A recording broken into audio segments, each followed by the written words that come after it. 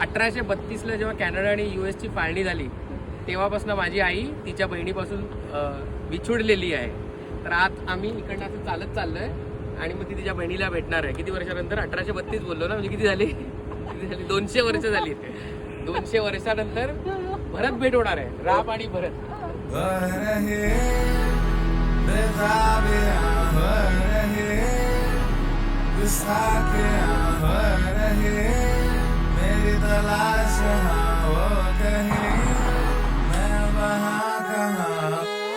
तर ज्या वेळेला कॅनडा आणि US ची फाळणी झालेली तेव्हा लोकांनी इकडून तिकडे येता जाता येऊ नये म्हणून हे मध्ये पाणी सोडलेलं होतं. आणि आज 200 वर्षानंतर त्यांनी हा ब्रिज ओपन केला आहे. म्हणून आज माझ्या आईला मी तिच्या बहिणीला भेटायला घेऊन जातो.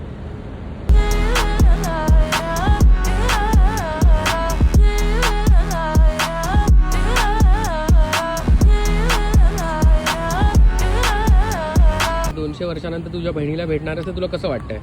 हा, बहिणीला भेटायलाच एवढ्या उन्हात आली 3 वर्ष.